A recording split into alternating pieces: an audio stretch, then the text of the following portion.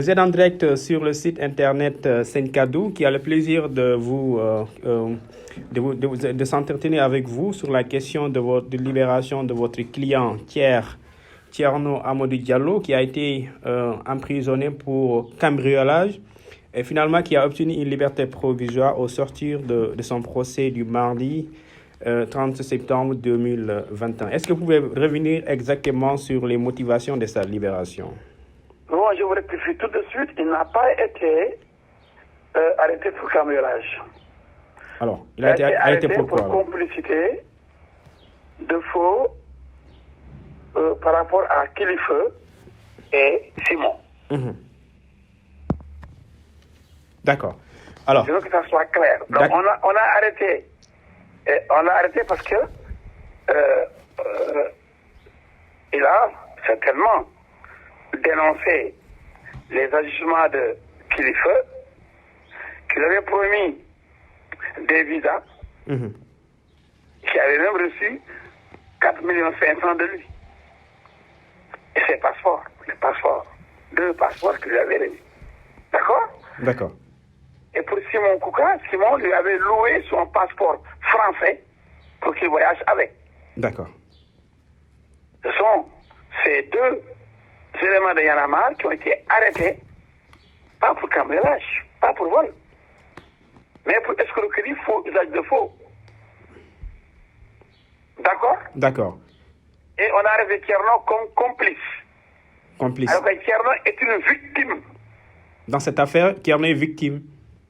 Mais qui a donné son argent pour obtenir des visas qu'il n'a jamais vu? Non, lui, Kilifeu avait porté plainte contre Thierno parce qu'il a été filmé à son insu. Donc, détention de données. Vous mélangez tout. Alors, expliquez-nous alors. Cette plainte est restée à l'état de plainte. Ça n'a entraîné aucune arrestation, ni aucun jugement, ni aucune plaidoirie. C'est pas l'ordre du jour. Ça n'a rien à voir maintenant avec les délits commis par Kilifeu et Simon, des délits qui leur ont valu la prison.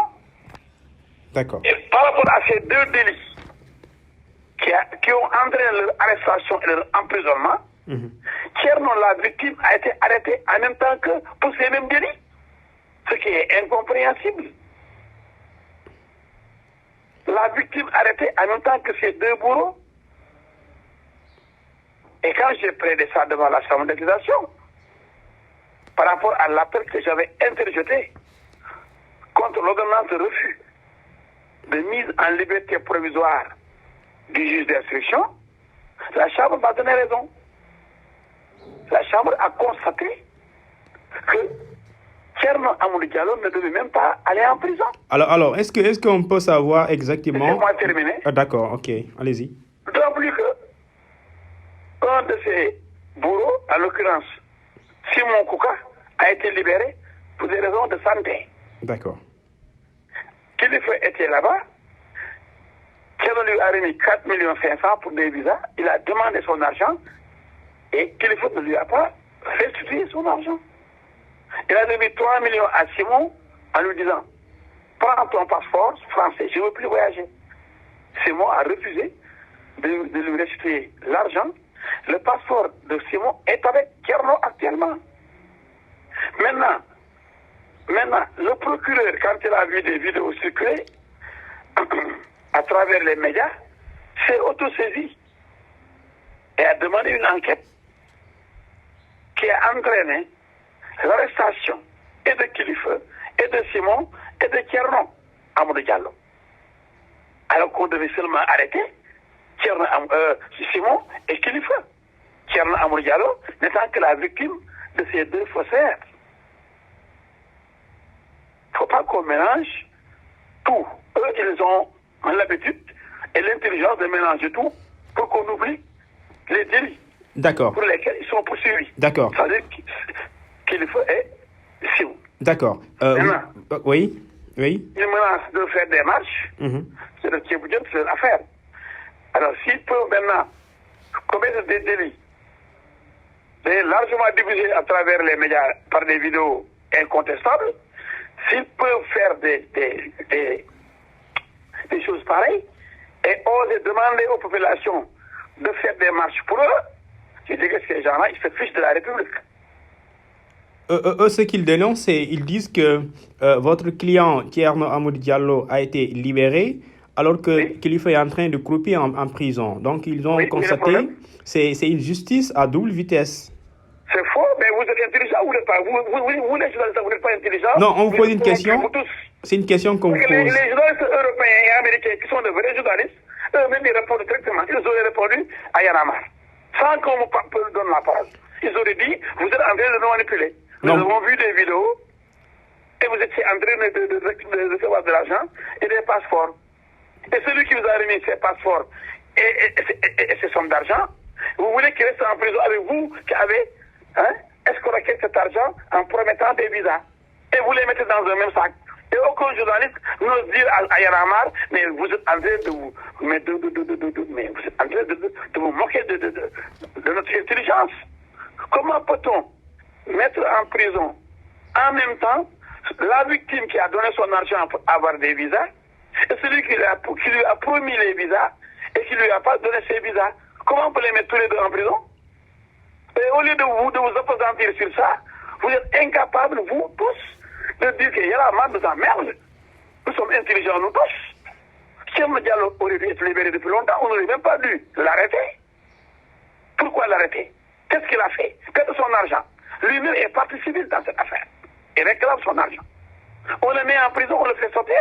Celui qui a pris son argent et qui n'a pas remboursé cet argent dit oui, il y a 2 poids, 2 mesures. Et vous êtes incapable, vous, de dire que mais quand même vous vous fichez de la République, vous ne devez pas avoir le même sort entre le voleur et son plaignant. Celui qui vient voler chez vous de l'argent. On arrête le voleur et vous, on vous arrête aussi. Vous, le propriétaire des biens volés. Et personne ne doit avoir cette intelligence de dire merde à Yanamar. Personne parmi vous. Vous semblez même cautionner et faire de l'amalgame. Non, on ne cautionne pas, maître. On ne cautionne pas. Je suis dessus. On ne cautionne pas. On est justement neutre dans cette affaire. Vous avez peur des messages médiatiques. Tous, vous avez peur des injures sur Internet. Tous, tant que vous êtes. Vous êtes aujourd'hui terrorisés par les gosses de Yanamar et de Sonko. C'est extrêmement grave. Alors, revenons. Vous êtes incapable de me poser des questions justes qui pourraient éclairer la lanterne des Sénégalais. C'est parce que... Amadou Diallo, on l'a vu dans une vidéo virale,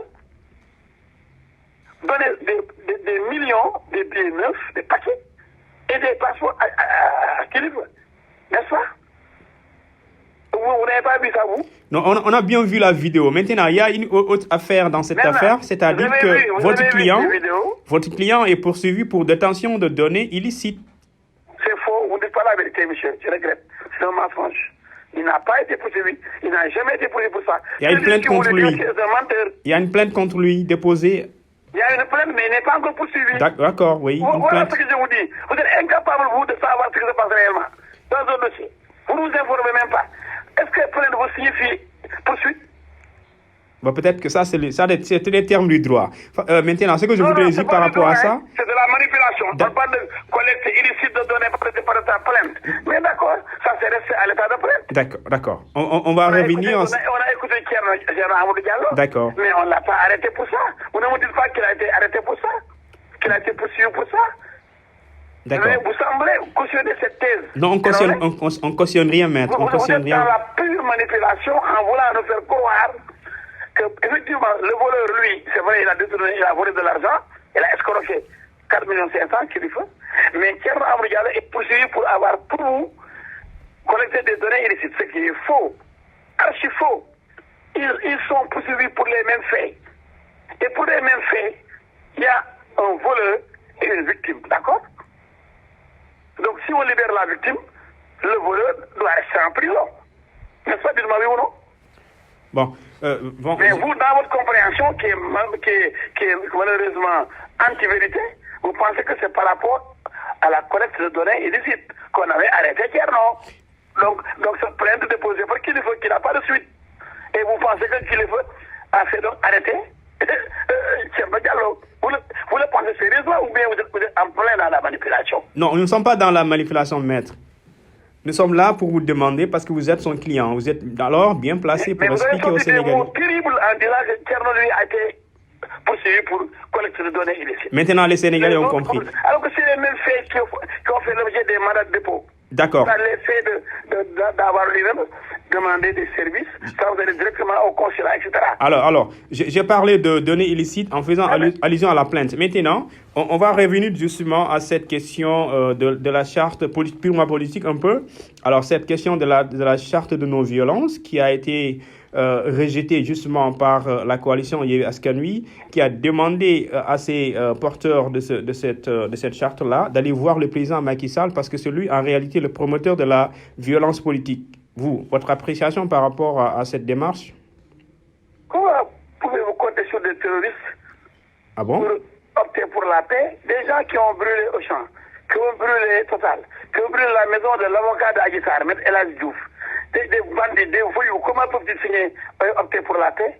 Donc c'est leur demander l'impossible. Ils disent qu'ils ont été provoqués. Incapables de paix, incapables de sérieux, incapables d'être des patriotes, des hommes d'honneur. C'est pour la plupart des bandits et des voyous. Sonko, le premier voyou, le premier bandit, avec sa bande de bandits, de voyous, d'agresseurs et de tueurs, de criminels. Comment vous demandez à des criminels, à des bandits, de signer un pacte pour la paix? C'est perdre son temps. Parce que Djumounou, il ne pense pas, il n'aime pas la paix. Ah bon? Vous ne devez pas lui menacer?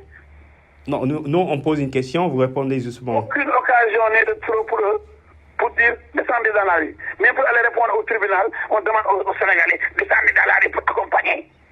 Accompagner qui? Quelqu'un qui est accusé de crime, de meurtre. Ils ont le droit d'être accompagnés par les militants et les sympathisants, je pense. Oui, donc c'est bon, ils ont des avocats dans la presse, c'est bien.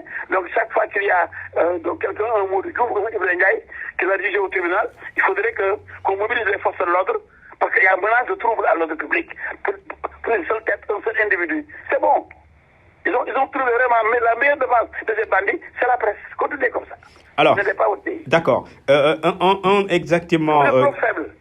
Gaston Mbengue, excusez-moi, Gaston Mbengue a tenu des propos jugés très graves parce que tout simplement menaçant la stabilité ou bien la cohésion sociale en tenant des propos à l'encontre de Barthélémy Diaz. Alors, vous êtes au courant de ces propos-là? Oui. Oui. Comment vous jugez cette sortie de Gaston Mbengue? Ça n'engage que lui. Il est libre de dire ce qu'il pense. Mais pourtant, Barthélémy Diaz a dit quand on a arrêté Guy Marius Sagna que s'il était Mbacké ou bien musulman, il n'aurait pas été arrêté en voulant créer une guerre religieuse comme en Centrafrique entre Séléka, anti-Balaka, entre musulmans et chrétiens. Donc Barthélémy Diaz est plus dangereux que Gaston Mbengue. Mais restons sur ce cas précis de Gaston Mbengue. Comment? Restons sur ce cas précis de Gaston Mbengue qui a quand même tenu des propos aujourd'hui qui défraient justement cette chronique-là. Ça n'engage que lui. Allez lui demander pourquoi il a tenu ses propos. Mais vous avez entendu parler Gaston Mbengue quand même. Gaston Mbengue est Gaston Mbengue. Moi, je suis maître El Hadji Diouf. Gaston Mbengue est libre de dire ce qu'il pense. Vous êtes libre de dire que Thierno a été poursuivi pour cambriolage, ce qui est faux, archi faux. Les gens peuvent dire n'importe quoi aussi. D'accord. Pour la dernière question, la dernière partie, le président Macky Sall avait supprimé le poste de Premier ministre en 2019, juste après sa réélection. Aujourd'hui, il veut la réhabilitation du poste de Premier ministre. Est-ce qu'exactement à ce niveau, il n'y a pas un aveu d'échec du président de la République ou bien qui a fait une erreur en supprimant le poste de Premier ministre? Bon, en ce qui parle d'échec, ce sont les ennemis du président Macky Sall. C'est leur affaire. Ah bon? Ils seront toujours aigris. Ils seront toujours aigris. Je les comprends. Tout ce que fait Macky est un échec. Alors Macky est là, il déroule et ils vont mourir de chagrin. Mais on va admettre que c'est une erreur alors. Comment? C'était une erreur de supprimer le poste de Premier ministre. Pas une erreur. Mais dans la vie, tout change. À un moment donné, vous pouvez vous débarrasser du poste de Premier ministre. À un moment donné, vous en avez besoin, vous le faites revenir. Donc la vie est mouvement. La vie n'est pas linéaire. Il y a des moments où il faut changer. Il a vu qu'il faut changer. Peut-être quand il faisait disparaître ce poste de Premier ministre, le président avait ses raisons. Et quand il a voulu faire revenir ce poste, il a aussi des raisons. Est-ce que ça c'est un échec? Non. C'est une appréciation concrète, une situation concrète, pour parler comme Lénine. On a dit il est chez Oulianov. Mais ici, dans ce pays, aussi bien chez vous, on en rappelle encore, que dans l'opposition, on guette tout mouvement de Macky pour essayer de le ridiculiser, ou en tout cas, de le critiquer. Continuez comme ça, vous n'êtes pas votre pays. Non, nous on ne critique pas, on essaie juste de faire comprendre aux Sénégalais. Vous reprenez, en vous interrogeant, oui. Les reproches formulés par l'opposition à l'endroit de Macky Sall. Vous êtes devenu presque une victime aussi. Moi, j'ai pitié de vous, vraiment. Maître, c'est un plaisir quand même de vous recevoir sur notre antenne sencadu.sn. Mais pour terminer cette fois-ci, on va parler justement de cette mobilité urbaine aujourd'hui bloquée par la grève des transporteurs. Depuis hier, Dakar est paralysé. Alors aujourd'hui, comment vous appréciez exactement ce mouvement plus haut de grève des transporteurs? Aujourd'hui, plusieurs Dakarois ou Sénégalais sont dans les possibilités de se déplacer ou bien de retrouver dans le lieu de travail. Qu'est-ce qu'il faut? Dans tous les pays, même en France, souvent, oui. Avec la SNCF, souvent les métros sont bloqués. Les bus en France, à Paris, sont souvent arrêtés. Comme au Sénégal, c'est normal. Ah bon? Dans un pays qui marche, il y a des revendications. Maintenant, pour obtenir une satisfaction, l'arme des Sénégalais, c'est la grève. C'est normal, la grève. Est-ce que ce n'est pas évitable quand même, cette grève-là? Mais il faudrait trouver une solution. Il faudrait qu'il y ait des négociations. Donc, dans tous les pays du monde, il y a des grèves et il y a des négociations et il y a des résultats. Donc l'État a serré responsable en grande partie alors? Mais l'État français est responsable aussi quand la SNCF arrête les métros ou bien les bus. C'est normal. Et là, même Air France, souvent est en grève. Les avions ne décollent pas. Mais ça arrive dans les pays normaux, dans les pays de démocratie, où la liberté syndicale est garantie, où la grève est garantie. C'est normal quand les gens ont des revendications. Et l'État doit quand même trouver une solution. C'est l'État qui règle les problèmes. Souvent, l'État a des difficultés financières. Nous sommes dans un pays pauvre. Nous sommes dans un pays sous-développé. L'État ne peut pas tout régler. Il faut le savoir. Mais les gens doivent négocier. Vraiment, éviter aux populations. Alors, cette misère-là, tu as vu, des gens qui veulent travailler, qui ne peuvent pas rejoindre leur lieu de travail. Mais ça, c'est pas intéressant. Donc, l'État doit faire tout pour trouver une solution heureuse. D'accord. Les syndicalistes aussi doivent poser des revendications qui pourraient trouver aussi une satisfaction. Voilà. D'accord. Quel candidat vous soutenez pour les prochaines locales de 2022 à la mairie de Dakar, parmi les quatre? Moi, je suis de Benno Bokk Yakaar, je suis Kendrick Diouf et Mbaye qui sont tous de Benno Bokk Yakaar. Et qui des deux vous soutenez? Comment? Vous soutenez qui des deux vous soutenez entre le ministre de la Santé, Abdoulaye Diouf Sarr, et le ministre également, Mame Mbaye Niang? Vous soutenez qui parmi les deux? Je supporte Benno Bokk Yakaar. Mais quand même, il y a deux candidats dans Benno Bokk Yakaar. Le vote est secret, ça ne vous intéresse pas. En tout cas, le camp auquel j'appartiens, je vous l'ai donné, mais le vote est secret. De votre parti? Vous soutenez qui, justement? Le vote est secret. D'accord. Le vote est secret, et ça, c'est la Constitution. D'accord. Je ne vais pas vous dire pour qui je vais voter quand même. D'accord. Mais quand même... Moi, je sais pour qui vous allez voter. Non, je vous demande parce que vous êtes chef de parti. Vous allez voter pour qui? Vous êtes chef de parti, je veux dire, chef de parti. D'accord, je suis chef de parti, d'accord. Oui. Je suis un citoyen qui a le droit de choisir son camp et son candidat. Oui. Vous êtes aussi un journaliste, vous avez le droit de choisir votre camp et votre candidat. Mais qui vous allez voter? Vos militants ont le droit de savoir pour qui vous soutenez. Vous soutenez exactement le candidat. Non, ça c'est pas important. Le vote, c'est pas pour les militants. Le vote, c'est pour les citoyens. De votre parti, je veux dire. Ce sont les électeurs qui élisent. Les électeurs sont plus nombreux que les militants. D'accord. Ça, vous savez que les électeurs sont plus nombreux que les militants, quand même. Effectivement, c'est vrai. Donc quand on s'adresse pas à son parti ou à ses militants pour faire la campagne électorale. Sinon, il n'y aurait pas de campagne, parce qu'on connaît déjà ses militants. D'accord. On s'adresse aux électeurs qui n'appartiennent à aucun parti pour les convaincre. Vous êtes électeur, pour qui vous allez voter? Bon, ça c'est secret, je voterai pour mon candidat. Voilà, moi c'est secret. Je voterai pour le candidat de Bush. D'accord. D'accord, maître. Merci en tout cas. Et nous souhaitons bonne journée. Oui. Merci. Mhm.